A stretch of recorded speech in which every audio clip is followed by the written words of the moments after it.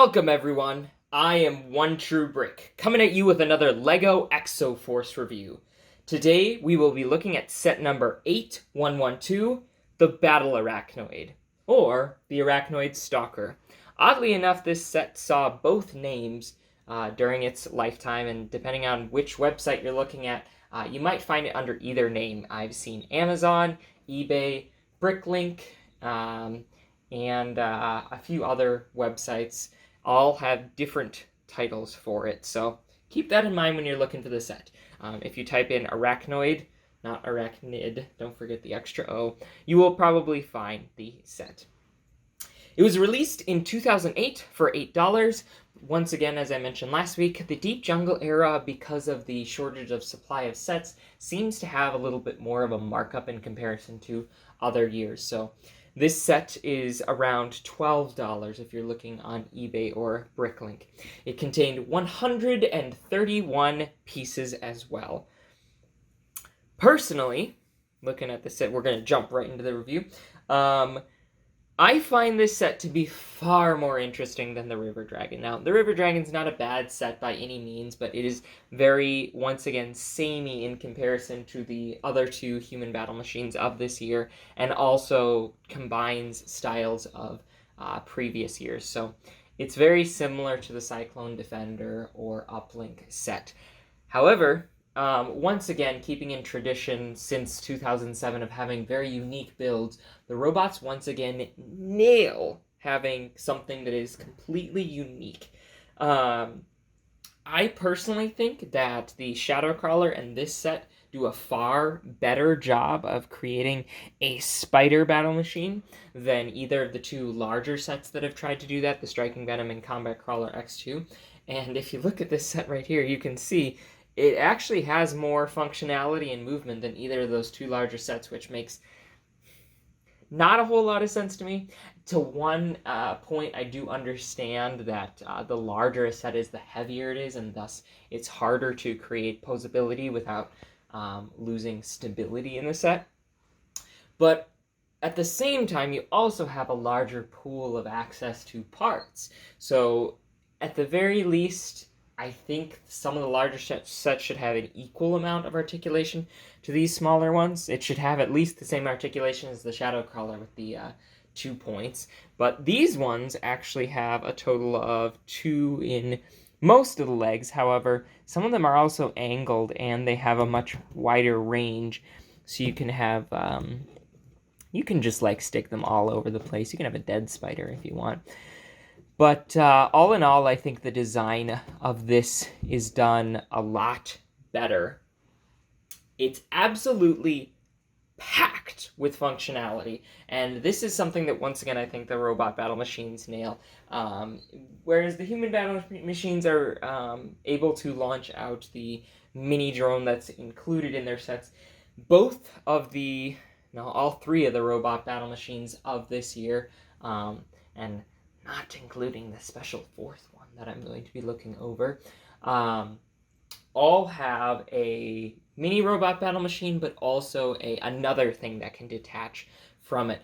This one, as you can see up front, and another thing that I really like about these battle machines is it really, it adds a little bit more menace having the robot mini drone, but at the same time, once it's detached, it still looks like it's supposed to be that way, unlike like the River Dragon, where it's just kind of detaching the entire arm, or the Chameleon Hunter and Assault Tiger, where it doesn't look like the robot's mini drone is meant to be a part of it. It doesn't feel like it's a full part of the build. It still stands out as being a foreign attached object. So right up front here, you can see this comes off, and you've got kind of this little robot mini drone with a head in there.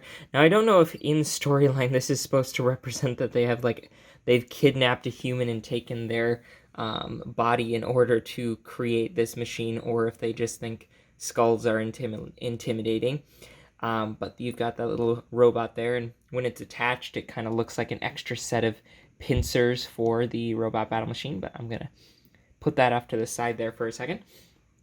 On the back here, you have the robot's cockpit, that actually fully detaches from the back and has these little wings that pop out.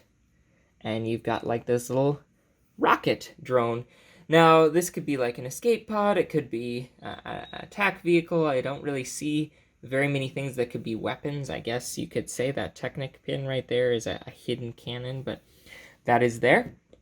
And I really like how the main core of the battle machine still looks distinctly like a spider, almost like a giant spider drone. So you could see the robot flying up and above, meanwhile sending out these two to both attack. Now this one right here has some nice buzz saws that can capture a human battle machine and kind of pinch down on it and attack them using those. And then also right here, I'm not entirely sure if these are intended to be cannons, but they definitely look like it to me. I would definitely consider those to be like cannons that the legs could kind of stick up and fire at a human battle machine, or perhaps jump down on them from above and fire that as well. So one last thing to note with this set is that, once again, like the River Dragon, there are in fact 2 instruction manuals included, and once again, I have no idea why. Typically these dual instruction manuals are included with larger sets in order to accommodate more instruction steps, but these are already both quite thin and easily could have been combined into one. I'd be very curious as to an explanation for why. One other thing that I want to note, and it's quite odd to me, is that there is a step in the instructions that is actually incorrect. So if you look right here, when you are building the kind of drone cockpit area, it shows that you have to put another skull in the back of this little engine here, when in fact you don't. There's only supposed to be one included in the set, and it goes right here in this little drone. And I found that interesting. There are just a lot of oddities instruction-wise within the final year of Exo-Force. One other thing that I would like to make mention of is that there are, in fact, combo models for the final year. However, building them may be difficult, as finding the instructions for them can be kind of hard. I don't believe they are on the Exo-Force wiki, but you are able to combine the Arachnoid Stalker with the other medium-sized robot battle machine, the Dark Panther, in order to create this kind of scorpion-like battle machine, which I'm not sure if it has a name. I will look that up for you guys and let you know in the Dark Panther review. But with that, that's just about everything I've got to say about the set. There's not a whole lot story content-wise. Like I mentioned last week, there's only one comic covering the story, and it just involves the robots attacking the humans and being interlocked in a never-ending struggle. So, with that, I will see you guys next week. I will be going over Hikaru's battle machine, the Chameleon Hunter. So, I will see you then. Bye!